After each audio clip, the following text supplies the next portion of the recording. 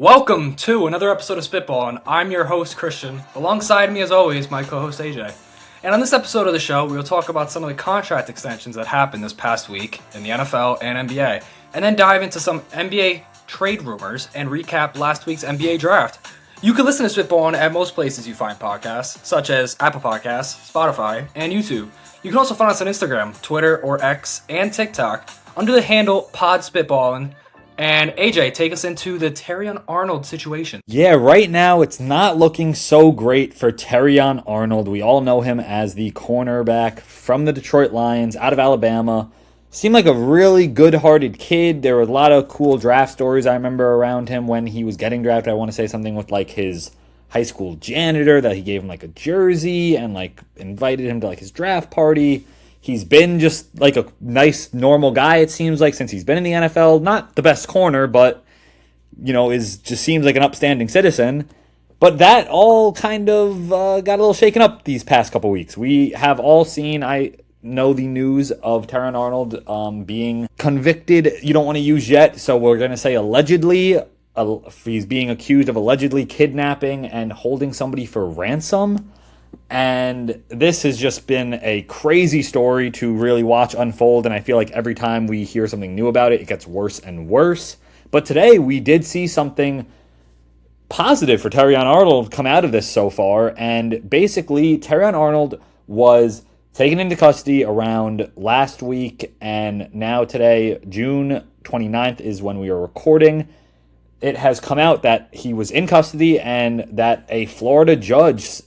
the judges were asking for him not to get bail and to remain in prison, but then the judge that ruled the case gave him a bond of $1 million, and obviously he made that bond. He is a millionaire playing in the NFL, and he also was going to possibly be getting an ankle monitor, which would have prevented him from playing in Detroit for training camp this offseason. However, the judge also denied that, and he is going to participate in training camp in Detroit, which is crazy to think about. We obviously talked about the James Pierce situation a couple of episodes ago, and he's back in training camp already. And it looks like Terrion Arnold's going to be heading back to training camp. Now, this is an ongoing case, and we'll have to see really how it shakes out in full. But as of now, Terrion Arnold made bail, and he is heading back to Detroit to go participate in training camp. It's a crazy case that's unfolding in front of our eyes. I do believe this will end up with him possibly being behind bars, though it is not looking good for him. He is the main suspect in this case, and I really hope, though, for his sake, he doesn't. He is a player that was going to develop, I really think, this year and could have taken a jump. He has taken a jump since his rookie. Last year was his sophomore season, looked a little bit better than his rookie season. Now heading into his third season, I really thought it could have been an exciting year for him on Detroit. Christian, what do you think about this whole Terrion Arnold situation, and how do you think it will end? I do hope for his sake it ends with him hopefully not being guilty, but we'll have to see how this case unfolds. I mean, it's obviously always innocent till proven guilty. Unfortunately, when it comes to athletes and celebrities, it's always like a double-edged sword. Athletes, especially in the NFL, do not have a good track record when it comes to obviously staying out of the law. But at the same time, there's been a lot of cases where the athlete actually didn't do anything. So we actually don't know. Like you said, there is a lot of evidence pointing towards him, so I'm not pointing fingers or anything. But it's an unfortunate situation that this keeps happening, especially to a lot of the younger kids who look up to these athletes. Are supposed to be role models, and a lot of them aren't, unfortunately. But we'll see how this goes. It's a very bummer for the Lions, I'll say. If you're a Lions front office, this is not good news to wake up to. Even though he did post bail, that's not really good news for them. So we'll see how it pans out. Like you said, I'm not gonna point fingers or anything. I don't know if he's gonna go behind bars or not, or play this year, but we'll see. Knowing the NFL's track history, these guys typically end up coming back to the league. So we'll see how this goes. Yeah, we'll have to see how this ends up unfolding in full and exactly. I could see him being fine, hopefully, for his sake. And then the NFL, though, does at least most cases. I think we will see it with James Pierce, as the NFL is still investigating themselves the situation with James Pierce, that the NFL could end up suspending the two of these guys. And even though they, got out of jail trouble, they could still be suspended, let's say, for half a season or at least like 4 to 6 games.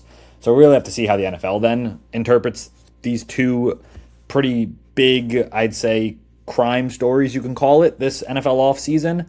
But moving on from that, there was not a lot of NFL news this week. So the only other thing that we'll be talking about NFL before we jump into the NBA is that Kyle Pitts, the joked about first overall pick in people's fantasy drafts, the unicorn when he came out of college at Florida, is staying in Atlanta. Kyle Pitts signs a 3-year, $54 million extension with the Falcons. It's $18 million a year, basically.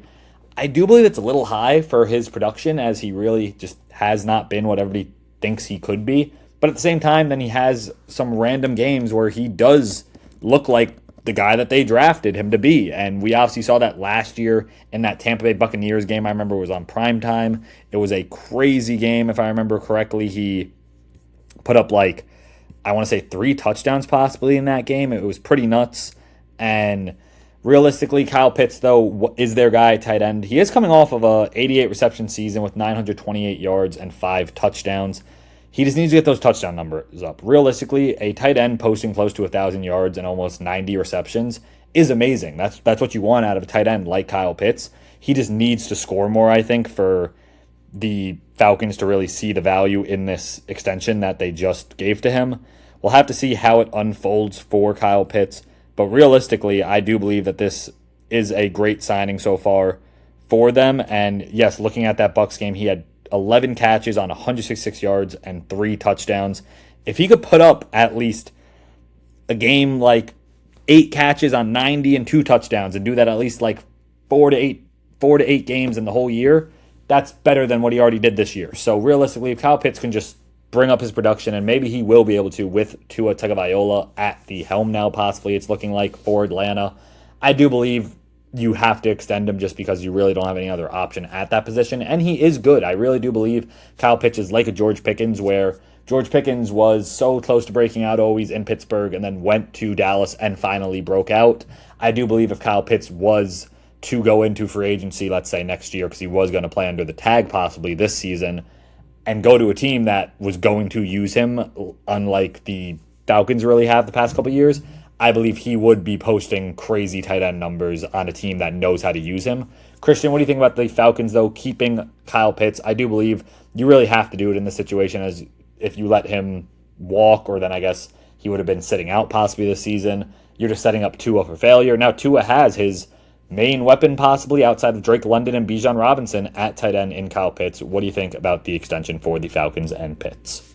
I'm not surprised they gave him an extension. He did, like you mentioned before, he did have career highs in yards and receptions last year. And I think he's only going to get better. He's still only 25 years old. I think people fail to remember he's still very young.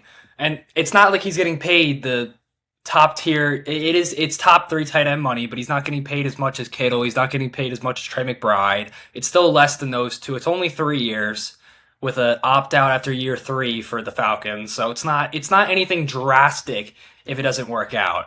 And I'm not shocked because he is one of their main 3 playmakers. But now the conversation goes to, how much money is Bijan going to get? They paid Drake London a lot. They now paid Kyle Pitts in terms of tight end a lot. So we'll see how it goes with, and like you said, they need, for whether it's Tua or if they draft a quarterback in the future, they need to solidify these guys long term. So I'm not shocked they did it. Yeah, we will have to see how that Bijan Robinson contract shakes out, along with Jahmyr Gibbs, I would say. Those are the 2 running backs that really, I think, are going to reset the running back market, and we're going to see running backs start getting paid premium money just because those guys really are the heart and souls of their offenses and teams. And with that, we will be now moving to the NBA, as that was pretty much all that happened this last week in the NFL. There really has not been major news or shakeup in the NFL like there has been in the NBA. Last episode, we did a NBA draft, NBA mock draft. We will go over our mock draft, see what we got right, see what we got wrong, and also just talk about, we are only going to go through the lottery and just talk about those players specifically, as we're not going to go through all 30 picks, as we really believe that the lottery is just the main focus of the NBA draft.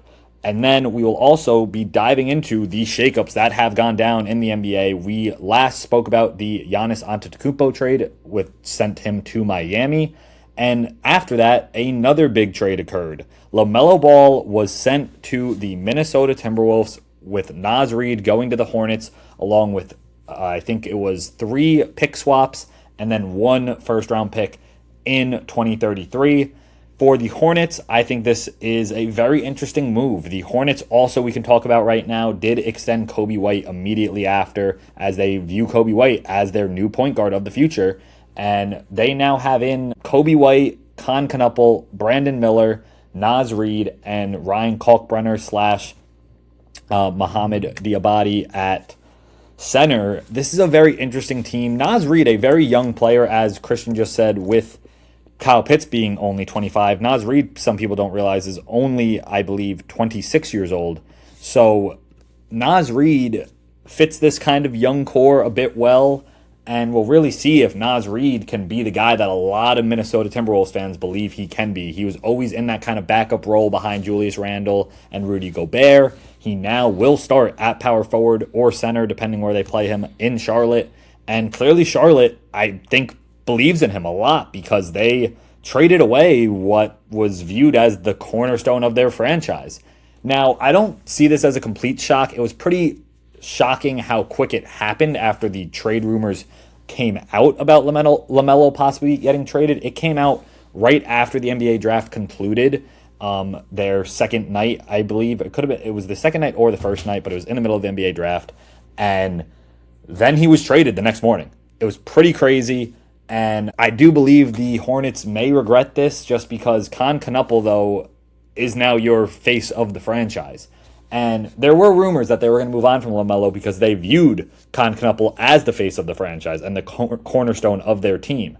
However, Con Knuppel, I really do believe, is kind of a Scottie Pippen, Klay Thompson-esque player where he, I think, is a secondary star and very similar to Klay Thompson where he's a big catch-and-shoot guy. I don't think he can create his own shot that well.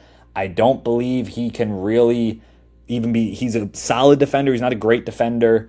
And just to make this guy now the cornerstone of your team is a very bold move when you had LaMelo Ball coming off of probably one of his better seasons for Charlotte. Obviously, they were in the play-in, beat the Heat, which advanced them to the second round of the play-in, where they did end up ultimately losing. But it was a very exciting season for the Hornets, who had a horrible start to the season and then had a crazy turnaround in the back end of the NBA season after the trade deadline. I really do believe this is a move that we're going to see how it shakes out right away. We're going to see if LaMelo works in Minnesota with Anthony Edwards. I believe he will. This is phenomenal for Anthony Edwards, as it was looking like there was growing frustration with Anthony Edwards, as Giannis said supposedly that he would have gone to the Timberwolves and signed an extension. That was the only other team that he would have gone to and signed an immediate extension outside of the Miami Heat. So if you're Anthony Edwards, you're a little bit upset about that. He also had Julius Randle, who wasn't great, and then he also lost Karl-Anthony Towns in the move that brought Julius Randle to Minnesota, and now Karl-Anthony Towns won a championship with the Knicks, and Anthony Edwards is probably thinking, great, that could have been us maybe if we had Cat.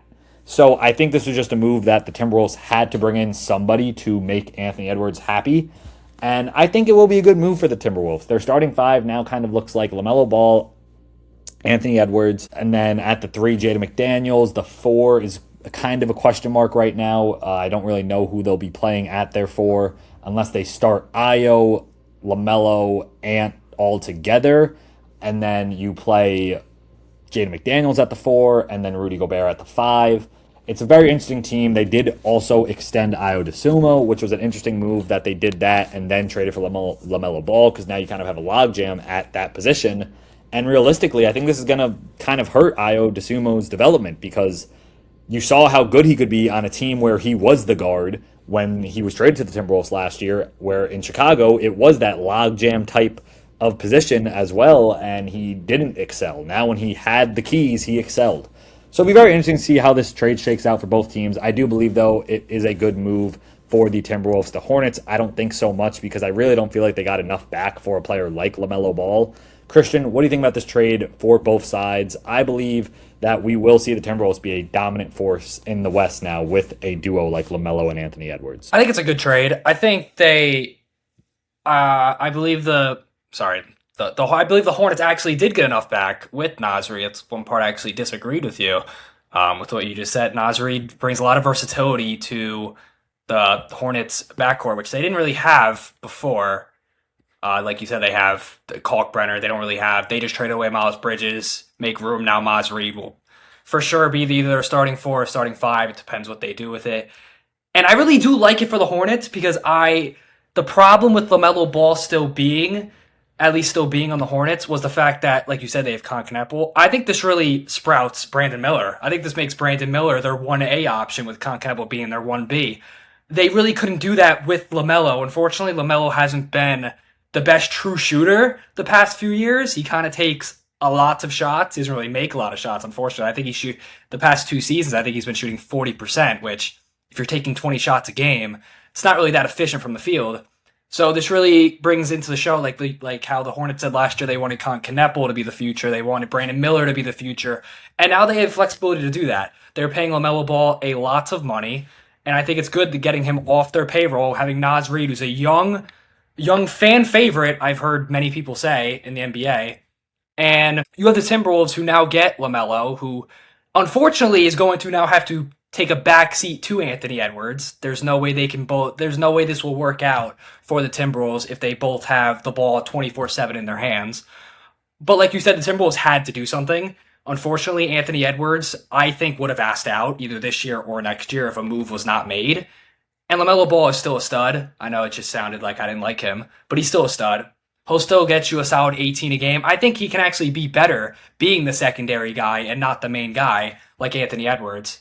But the only issue I have with it is, like you said, they're probably going to have to either play AO off the bench or he's going to have to play the three, which is a very interesting situation. He's not really a big guard. He's a very good defender, but he's not really a big enough guard to play the three. And then what do they do at the 4 and 5? I don't know. But there's a lot of question marks with this trade, but I think it worked out both ways. And now segueing into, as you mentioned, Miles Bridges was also traded off the Charlotte Hornets. The Hornets have been very busy so far in this offseason. We see Miles Bridges head to the Phoenix Suns in a very interesting move, I believe, because the Suns are a team that you have Devin Booker still, and they got Jalen Green last year in the trade where they sent Kevin Durant to Houston. And now you bring in Miles Bridges, and you traded away Grayson Allen and Royce O'Neal, who I really don't think were helping them that much. Grayson Allen was solid his first 2 years, I want to say, in Phoenix, but outside of that, he has not been great. Royce O'Neal, the fact that he's still in the league is pretty crazy to me. This guy is just collecting a paycheck at this point. He's a good NBA player, but not for the contract that he's being paid. And the Suns now bring in Miles Bridges. They also got a 2029 first-round pick from the Hornets, and the Suns sent them a 2033 first-round pick, as the Hornets are really gearing up for that 2033 NBA draft, it seems like, getting now 2 picks in 2 trades. And for the Suns, it's an interesting move just because I really think that the Suns need to focus on getting a point guard. I believe since Devin Booker's kind of shifted to that point guard role, ever since Chris Paul left the Suns, it just hasn't been great. Devin Booker isn't a point guard. He is a shooting guard. He is like an Anthony Edwards. He does not facilitate so well. He is a scorer. He needs somebody to facilitate to him to this so then he could drop 30 to 40 points in a game. I really think that they need to somehow address that more than ever. They do bring back Colin Gillespie in a contract extension and Jordan Goodwin, but we'll have to see how good Colin Gillespie will be if they're running. It's almost like we said with the Timberwolves, just because you can't really run Gillespie, Booker, and Jalen Green all together. So unless Jalen Green's coming off the bench, Booker is going to kind of be in that starting point guard role, and Gillespie will be off the bench. But they did give Colin Gillespie a pretty big contract, so I don't think he'll come off the bench. It'll really be interesting just to see how they set that lineup. But now getting Miles Bridges, they also bring back Mark Williams on a contract extension, the Suns. Their lineup could look like, if you want to say it's going to be Colin Gillespie, Jalen Green, and then Booker maybe playing like the 3, and then Miles Bridges and Mark Williams. It's a solid starting 5. It's a starting 5 that can definitely make the playoffs as I'd say 5 or 6 seed, or at least make the play-in definitely. Their bench is their bench. They really kind of just, I guess, got rid of Grayson Allen and Royce O'Neal, which were 2 kind of key guys on their bench. They have Jordan Goodwin off the bench as they just extended. They're going to have to now really sort that out, I think, more, though. They have Ryan Dunn, who's hasn't been great, but he's a young player that we'll have to see how he does this upcoming season, and Osu Ighodaro, and they also drafted Koa Pete, and Rasheer Fleming was drafted last year by them. It's an interesting team. Dylan Brooks also starting at that 3 position, though, is what could end up being, and it will be maybe Colin Gillespie coming off the bench. It's a very interesting team, I think, and a lot of moving pieces like the Timberwolves are going to have this season, as we stated, talking about the LaMelo Ball trade. For the Hornets, I think you hit the reset button now. As we discussed, LaMelo Ball is gone, and Miles Bridges is gone now. And Mark Williams was gone last year. That whole core is gone now. It is a brand new team. If you want to count Brandon Miller part of that core, he kind of came towards the latter part of that core, so I really don't think you should count him in that. But the Hornets hit the reset button and are really setting their sights on a Miller-Con-Knupples-led team, and we'll have to see how it goes for them. I do believe this team is very capable of making the play-in again, maybe, and if not, then they will be high in the draft and be able to go get a guy that can help them win. And they are set on the 2033 draft. They believe that the Suns and Timberwolves won't be good in 2033. We'll have to see if they're right about that. That is a couple years down the line. And it'll be really interesting if those trades end up shaking out really well for them and they have 2 top picks in the 2033 NBA draft. Christian, what do you think about this move for the Suns bringing in a talent like Miles Bridges? And what do you think about the Hornets hitting the reset button now and focusing on a young core and the 2033 NBA draft? Well, I actually just looked at it. I didn't know for sure. The Suns starting point guard is on their depth chart, Devin Booker. So him and Jalen Green actually, they combine. It's unconventional backcourt where they combine. They both bring the ball up. They both play make. They don't have a for sure point guard. So the trade basically, it moves Dylan Brooks back to his natural wing position, the 3. I'm pretty sure he played the 4 last year, which he has the mentality to be a 4, but he's not size-wise a 4. So he stays at the 3. You bring Miles Bridges, so now they have a true 4. And they have Mark Williams. I think it's a very good starting 5, especially with some of the role players that you just said. For the Hornets, I don't know. It's weird because this technically classifies as a rebuild when you bring in a new regime, bring out an old one. But I don't see it like that. I see it like I in some ways I feel like the team got slightly better where like I said before, I think Brandon Miller and Con-Knupples can be better scorers than what LaMelo was for them. And in this deal, they're getting back wingers like Grayson Allen and Royce O'Neal. They're getting shooters. So it's hard to see, but this trade, it's not as prevalent as one we just went over. But I still think it worked out for both teams. We will have to see how this shakes out for the Suns, Timberwolves, and Hornets this NBA season. I agree with Christian, as he said. I think these 2 trades are really just kind of we have to wait and see and how it goes, just because we really don't know. It's a young core now, reset for a team exactly that. I wouldn't call it a rebuild because they kind of already have the pieces that are there in Con-Knupples and Brandon Miller. And the Suns and Wolves are kind of going towards win now mode is what this looks like. So we're going to have to see how this shakes out this NBA season. But that is it for NBA real news. Now we will be heading to some rumors that are circulating online for some pretty big trades and moves if they were to occur. We are going to start off in Golden State, covering the Golden State Warriors. The rumor right now is that LeBron James may head to the Warriors, and if he does, then they'd also be setting their sights on bringing Anthony Davis in. This starting 5 then, not talking about what would have to be traded for Anthony Davis, possibly could end up being Jimmy Butler, Brandon Podziemski, Moses Moody, other pieces such as Axel Lendenborg maybe.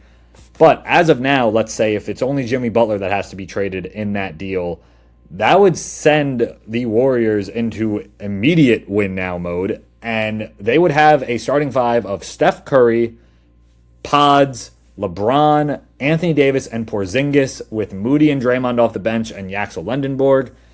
And this team would be pretty scary. That would be a crazy starting 5, but a very much win now starting 5. If they don't win this year, it is pretty much over. They'd have to win this year, I'd say.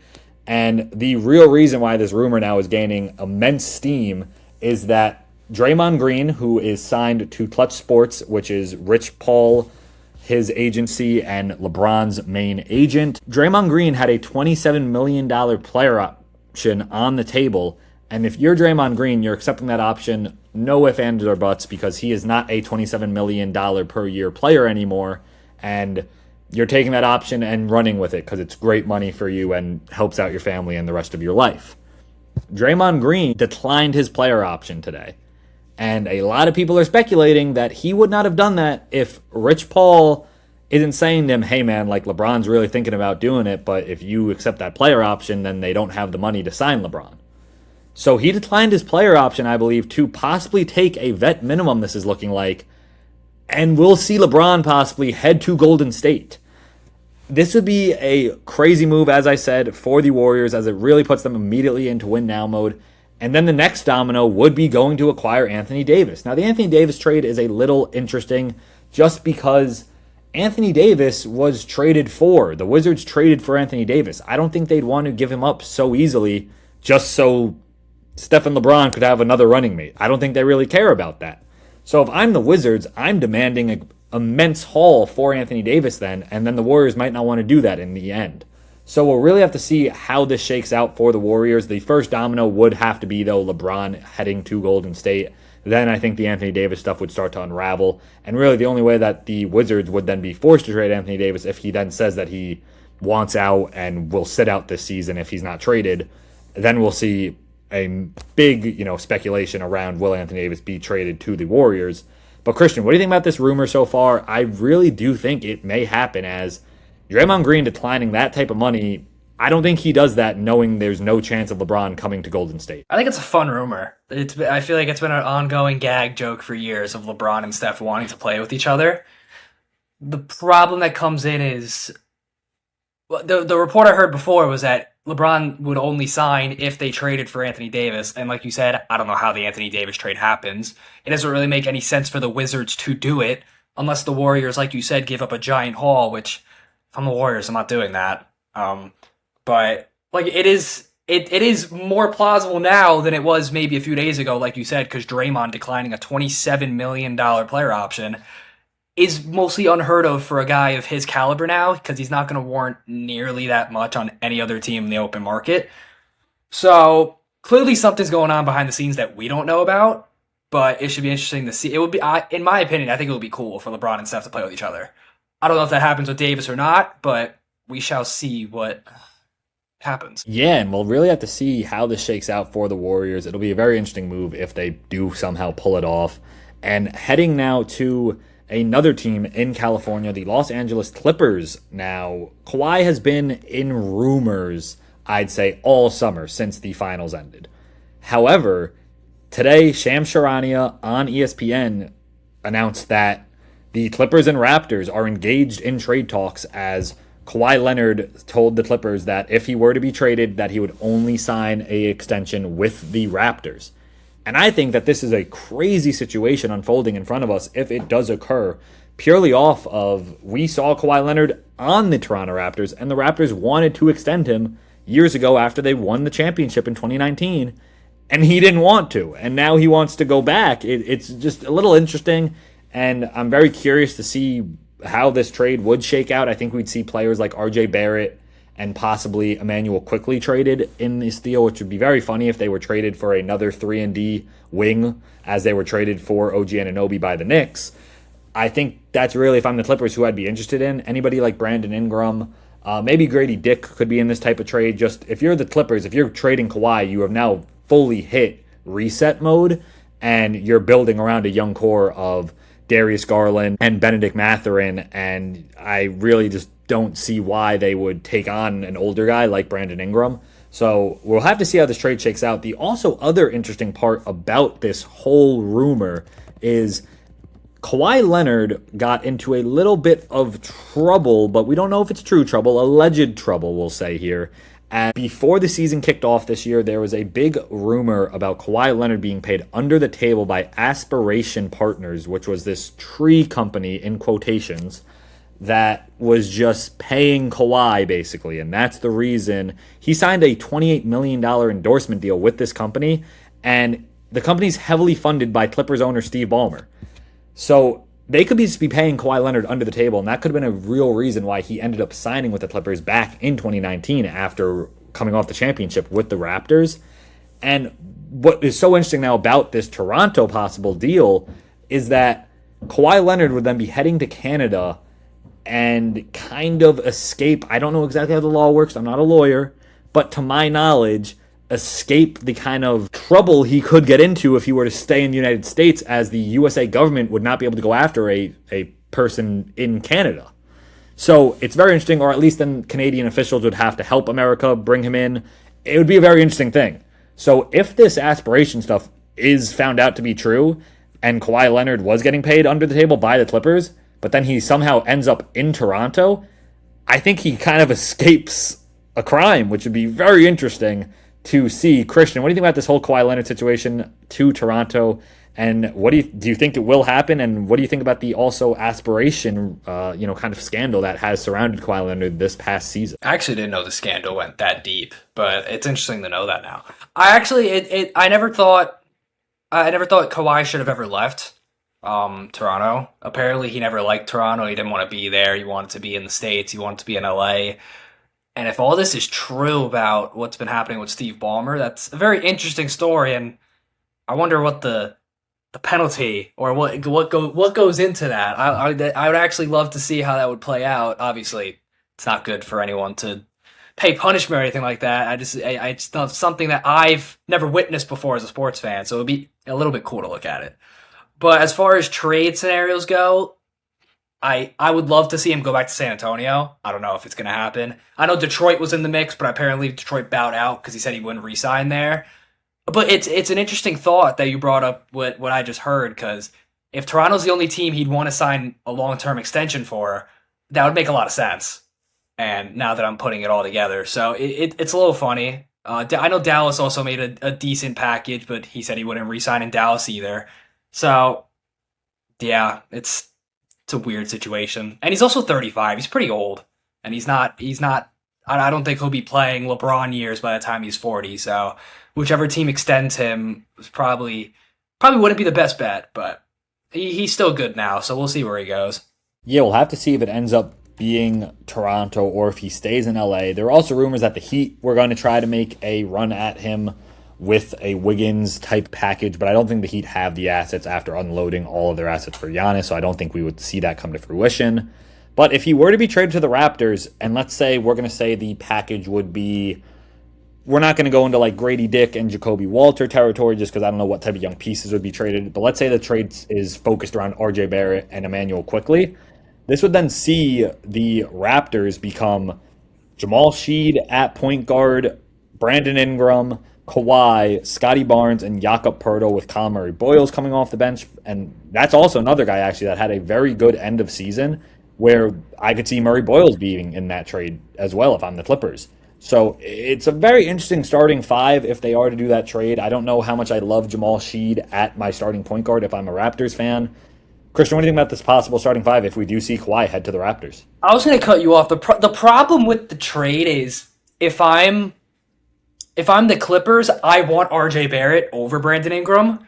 But if I'm the Raptors, I'd much prefer to keep RJ Barrett over Brandon Ingram. So it would be, if the trade does go through, it'd be interesting to see how that go. It's an interesting lineup with Brandon Ingram at the 2 and Kawhi at the 3, and then Scotty Barnes at the 4. I don't think it would mesh well at all than it would be if they had RJ Barrett. But then it goes the same thing for the Clippers. Why, if you're the Clippers, would you want Brandon Ingram when you have Benedict Mathurin? Exactly. You want a guy like RJ Barrett. And you really just, at that point, if you're getting off of the oldest player on your roster, you want to go young. So it doesn't make sense to kind of keep an older guy on the team. So yeah, we really have to see how this does shake out for both sides if it does end up occurring. And then heading into the last, I'd say, kind of rumor that is circulating the NBA is LeBron to the Heat possibly. We just spoke about the rumor about Kawhi possibly, but I think that is kind of getting shut down. LeBron to the Heat is something that a lot of Heat fans are posting everywhere and really want to happen. I don't think it is going to happen. I just don't think it makes sense for for LeBron and for the Heat to really go all in at LeBron. The Heat would really have to convince him to take a crazy pay cut because they only have the mid-level to really give him. And I just don't think it's going to occur. If it were, though, we would then see a starting five of Davion Mitchell, Andrew Wiggins maybe at the 2, which just wouldn't make sense because also we did now getting into the Heat. Andrew Wiggins just signed a 3-year extension with the Miami Heat, so he's on the team unless he is to be traded, which I don't think, though. I think with the 30, 60, 90 rule, he actually cannot be traded since he just re-signed. So he's locked in. It would be a weird lineup of Davion, Wiggins, LeBron, Giannis, Bam, unless Wiggins comes off the bench and you're starting Pele Larson at the 2. I just don't think it would really work that well, just in the sense now that Wiggins is locked in. Christian, what do you think about this rumor? It would be very cool and nostalgic for the Heat to get LeBron back, but I just don't think it really makes sense for LeBron to take a pay cut like that, and then also for the Heat to really bring him in, as it doesn't make sense schematically as a starting five. I think it's at this point considered a long shot. I mean, it's his focus, I think, now is either staying in LA or just staying in California in general, staying in LA or going to Golden State. I don't think he would take the amount of pay cut that would be required if he wanted to go to Miami. I think it would be a mid-level exception, which I know he said he doesn't really care about the money anymore, but that's very low for a guy like LeBron James. And it just seems. And where would you even play LeBron? Would LeBron be your point guard then? Like, would you just re-sign Wiggins? Would you put LeBron at the 2? Like, it's a weird situation that would be cool if you went back to Miami, obviously, but it realistically doesn't make sense. And then rounding out our NBA news coverage before we head into a NBA draft recap, the only other, and we didn't really categorize it as a rumor because I think it is going to happen. It's just a matter of when it happens and to where he goes. With the whole Giannis saga, we saw, and I think we discussed it in our last episode, Jaylen Brown get publicly outed by Sam Charania, the Celtics more getting publicly outed, that Jaylen Brown was in the deal. That if they accepted the Celtics offer, Jaylen Brown was heading to Milwaukee. And Jaylen Brown now is extremely upset. He's been tweeting a lot on Twitter about how he is a good NBA player and how analytics are ruining the game, and that analytically is why he's not a good player, is just a stupid thing, when he actually, and I'll give him credit, brought up a stat that he has like the most wins since, like, I want to say it was like 2019 maybe, including regular season and postseason, which is pretty impressive. I'm not taking that away from him. And I believe Jaylen Brown's a very good player. I even believe he's better than Tatum in some cases. So Jaylen Brown, if he does get sent somewhere to lead his own team and has great pieces around him, could be very interesting and a very exciting player to watch in that situation. We saw it this year with the Celtics. When he was the guy, he was great. And then we kind of saw them maybe blow that 3-1 lead to the Sixers because of Tatum kind of maybe dismantling that kind of cool flow they had going. I mean, obviously, though, Jaylen Brown couldn't get over the hump by himself in that Game 7. But I think it's just a matter of time and where he gets traded. Christian, where do you think Jaylen Brown could get traded? And do you think he will be dealt is really the question, as I think he has to at this point. He's very frustrated with his role, I think. And I think once you hear that you're in trade rumors, it's time to go and demand out. I don't know what's going to happen. I know that apparently he's been being outed by people internally and externally in Boston for, I think, ever since the playoffs ended. I think that they wanted him gone just for anyone at that, which doesn't make any sense. Like you said, he's been a very good player since he's been there in Boston since before Tatum.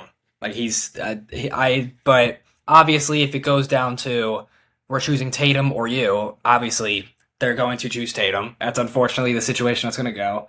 And then where he goes, I really don't know where he goes, to be honest. Like you said, I don't know if he can truly lead a team by himself. This Boston team, even without Tatum this year, was still pretty good. Like if the package was made for the Giannis, I don't know how far he takes that Bucks team. I really don't. Not to knock him as a player, I think he's still a very good NBA player. But I don't think he could be a 1A on a team, if that makes sense. I have no clue who would trade for him. Yeah, we'd have to see. The Atlanta Hawks are the hot team in the rumors, as he is from Atlanta, and it'd be a pretty easy fit if he were to go to Atlanta. I think we'd have to see Atlanta move on, though, from players such as Dyson Daniels maybe, and maybe Zachary Richardson is involved in that, as maybe the Celtics think that they could rehabilitate him in Boston. And if that were to happen, let's just say, we don't know the full package of what it would be, but let's just say it is mainly Dyson Daniels and Jaylen Brown swap type, and obviously I think picks would be included in some other players, as it's Jaylen Brown. The Hawks would have CJ McCollum, Nickeil Alexander-Walker, Jaylen Brown, Jalen Johnson, and Onyeka Okongwu. That is a phenomenal starting five, I believe, that could compete in the East depending on how good Jaylen Brown would be. As Christian said, though, he would be the 1A on this team, and will he be able to be that 1A? We'd have to see if that could happen. And I do believe that Atlanta is probably the best fit for him just because it's a very easy plug-in play position for him. He'd just be coming in at small forward. And we'll have to see how that shakes out for Jaylen Brown. I do believe, though, he will be traded, as we said. It is just a matter of when and where.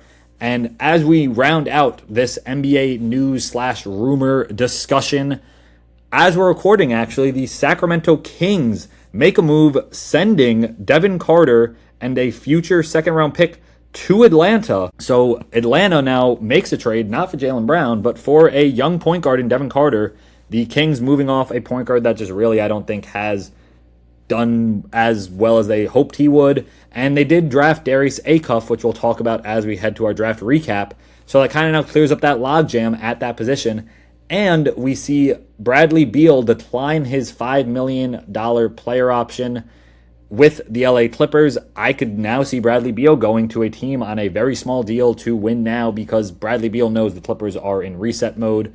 Christian, what do you think about these moves by the Kings and Clippers as we round out the NBA news here? Yeah, with the Kings drafting Darius Acuff, there was really no need for Devin Carter. He was a little underwhelming in general, even though he was their first-round pick in 2024. I think 2 years. They gave him a shot this year, and just a little underwhelming. And then Bradley Beal, I saw his name pop up before. I feel like he's been a forgotten player in the NBA, where at one point a few years ago, I think people considered him a top 5 either guard or wing in basketball. And now, could he? I could see him realistically going back to the Clippers. Clippers giving him a little bit more money where he can be, especially if they trade Kawhi, he can be that somewhat mentor to the younger guys, to Benedict Mathurin, or like you said, he could sign a low deal with a contender, but what contender would take him on? I don't know. We'll see. All right, and now moving on to the NBA draft. Last episode, Christian and I gave you guys our mock draft for the NBA draft, and we went 4 for 4. The NBA draft, we saw DeBonce to go first overall, followed by Peterson, Boozer, and Caleb Wilson.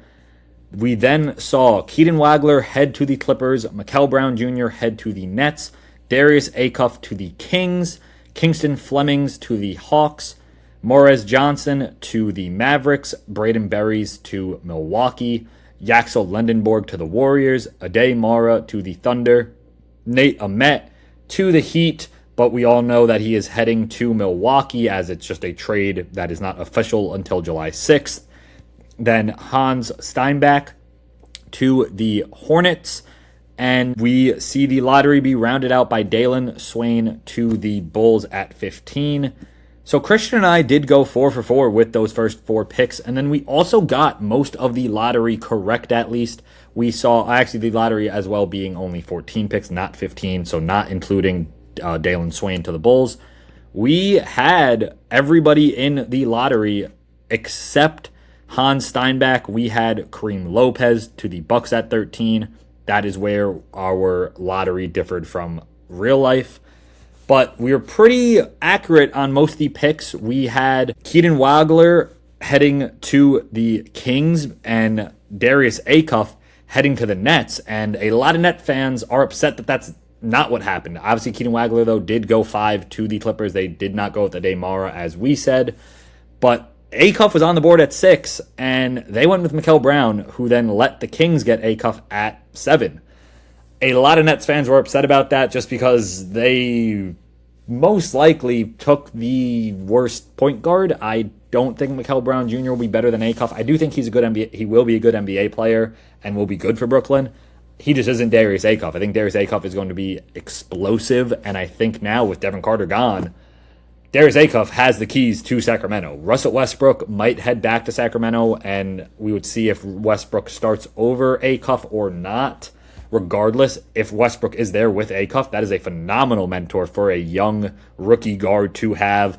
And I think Darius Acuff will be a very good player for the Sacramento Kings. And outside of that, we see Darren Peterson head to Utah, where last episode we were debating if he was going to go number 1 to the Wizards because he said publicly he did not want to go to Utah. And I said, as we saw with the Ace Bailey situation, Danny Ainge doesn't care if you don't want to come to Utah. If he wants you, you're going to Utah. And we saw the Wizards say, yeah, we're taking DeBonster. We're not just going to take a guy because, he wants to come play for us more than he wants to play for the team after us. And DeBonster was just more of a need. They have enough guards. They did not need another guard. DeBonster is going to be a great forward for the Wizards. And Darren Peterson ends up in Utah like Ace Bailey did. I think this is a great pick, though, for Utah. And I think it's great for Darren Peterson. I think he could be very good for the Jazz. And then we see Cam Boozer head to the Grizzlies, where Jaren Jackson we saw get traded to the Jazz. And now they basically replace him with Cameron Boozer, very similar type of player like Jaren Jackson. Does not shoot the three as well as Jaren Jackson, but a very good defender and a good interior scorer. We then see the Chicago Bulls get Caleb Wilson, who I love Caleb Wilson. I honestly think Caleb Wilson could end up being better than Boozer and Peterson, who went before him. And I think if you're a Bulls fan, you should be very excited. Caleb Wilson, as Christian just talked about Bradley Beal, I feel like was a forgotten player since he was out for all of March Madness. And a lot of people kind of forget how good Caleb Wilson was this whole season for UNC. And I really, truly believe that the Bulls have found their next star since, I guess you could say, correct me if I'm wrong, Christian, but really, was Jimmy Butler like their last exciting draft pick? I really don't think the Bulls have had an exciting draft pick since Jimmy Butler. As far as draft picks, it probably is. And Jimmy wasn't even like anything like top tier drafted wise. I'm pretty sure he was a late round, first round pick. He was a late round pick, but exactly, he just ended up showing off on the court. But yeah, Caleb Wilson, I think, will be huge for the Chicago Bulls. We'll really have to see how he fits in Chicago. But now heading to the Clippers, getting Keenan Wagler, I think this is a great move and just bolsters that young core still. And we'll really have to see how he plays alongside players like Darius Garland and Benedict Mathurin. I think, though, that him playing shooting guard next to Garland and Mathurin is going to be a great fit. And then we see the very controversial pick of Mikal Brown and Darius Acuff going at 6 and 7, where a lot of people think that should have been reversed. We'll have to see how Mikal Brown shakes out for the Nets. I do believe he will be good, but not nearly as good as Darius Acuff will be. And then Kingston Flemings, Morez Johnson, and Braden Berries to the Hawks, Mavericks, and Bucks. I love Kingston Flemings for the Hawks. They get a guard who could really be their next guy in the sense of CJ McCollum's old. They re-sign him on a one-year deal, but CJ McCollum is really not their point guard of the future. I think Kingston Flemings could be that, so we'll really have to see how that ends up going for him in Atlanta. Morez Johnson, pretty much a shock, I would say, pick for the Mavericks, as Ade Mara and Yaxel Lendenberg are viewed as the better players out of Michigan. And we spoke about on the last podcast that Dusty May now being the head coach of the Mavericks, I think a lot of people thought that he would have gone with Yaxel or Ade Mara, but he goes with Morez Johnson, and clearly he knows something that we don't. We'll have to see how that shakes out for the Mavericks, but I think it's a great pick still. And then Braden Berries to the Bucks. At this point, best available guard left on the board. They need guard play desperately in Milwaukee. So I do really like this pick for the Bucks. And then rounding out the lottery, we see Yaxel Lendenberg to the Warriors, Ade Mara to the Thunder, Nate Ahmet to the Heat, but really to the Bucks, and Heinz Steinbach to the Hornets. I love Yaxel to the Warriors. I believe this is a great player that could fit in very well next to Stephen Curry. And we'll really see just, though, in the sense if he maybe is traded, though, if Anthony Davis is on the table. But I really like Yaxel Lendenberg and possibly being mentored by Draymond Green. I really just like that fit for him in Golden State. They really needed a big man, as I think this is kind of like their next Jonathan Kuminga in a sense, but hopefully that he pans out better than Kuminga. That Kuminga did not pan out. That's why they're drafting Yaxel this year, and we'll have to see how he shakes out in Golden State. And then the Thunder, we'll actually go back to the Thunder just because this was crazy. And the Bucks getting Nate Ahmet and then the Hornets getting Hans Steinbach. These are just two good forward wings that I think Nate Ahmet is basically kind of their Giannis replacement, hopefully. That's what they're hoping, the Bucks. They hope that he could fill the shoes of Giannis. It'll be very hard to do that. But Nate Ahmet will be a good player for the Bucks, I believe. And then Hans Steinbach, a player that was going to be a first-round pick, but went a little bit earlier than I thought he would. It's a good forward, though, for the Hornets to bring in. And we'll have to see where he really plays, though, now, as they have him, Naz Reid, Kalkbrenner, and Diabate. So he will probably be coming off the bench behind Naz Reid, I believe. At 6'11", he will probably play the forward position, maybe backup center, though. And then Heading back to the Thunder, they end up with a player that I believe should have gone earlier than he was drafted, Ademar out of Michigan, 7'3". They now have Chet Holmgren and Ademar. They did also bring back Isaiah Hartenstein on an extension. This team basically said, we are not losing to Victor Wembanyama and the Spurs again if that is where we are in the Western Conference Finals again. And I love this move for the Thunder. They hopefully found their Wembanyama answer. And we'll have to see if Ademar is going to be that good of a player, as Chet was not able to be that answer. And Chet and Ade together now, though, hopefully can be that answer for the Thunder. Christian, what do you think about all these draft picks heading to their new cities and teams? And what do you think, though, as I believe Ademar definitely being the steal for the Thunder? You stole what I was going to say. I was going to say both. The Thunder and the Warriors, I think, are both winners here. I think the Warriors getting Axel Lenneborg is literally just a younger, just Draymond Green type of guy, where he's now your enforcer, which will be great because they need that. And then the Thunder, I think Ademar is literally just like you just said, it's literally just a Wemby blocker. They needed, so after the abysmal performance that we just saw out of Chet, not saying Chet's a bad player by any means, but he ran away from Victor Wembanyama in the playoffs, which is a big reason the Thunder lost, is strictly because Victor Wembanyama, for some reason, Chet ran away from Victor Wembanyama. I don't know why. The first time in the career I've ever seen him do that, ever since he's been at Gonzaga as well. So getting a guy like Ademar, they needed someone to be able to defend Wemby for the future, because it's looking like it's going to be Thunder and Spurs for the foreseeable future, whether it's a regular season or playoffs, whoever's going to make it to the finals between those two teams. And then a loser, it's sorry to say it, the Brooklyn Nets not taking Darius Acuff at 6. And like you said, taking a guy like Markel Brown Jr., where Darius Acuff was on the board. And a lot of Brooklyn fans are not happy about that. But overall, we got the first 4 picks right, and then the rest were kind of mixed. So it was interesting from us. Yeah, we did hit on everybody being in the lottery at least, which is cool to see. But exactly, we did not get their destinations exactly correct. But that is going to do it for this episode. And Christian is going to leave you with one last spitball. Should my spitball? Are we sticking NBA for this episode, or are we going NFL as well? Let's stick with the NBA, as it was a big NBA episode. You know what? I like what they've been doing. I'm going to say the Wizards will make the playoffs this year. We will have to wait and see if that unfolds. I kind of agree with that take, and that is going to do it for this episode of SpitBallin'. As always, you can find us on Apple Podcasts, Spotify, and YouTube. You can also find us on social media under the handle @PodSpitBallin' on Instagram, Twitter, or X, and TikTok. And as always, keep spitballing, everyone.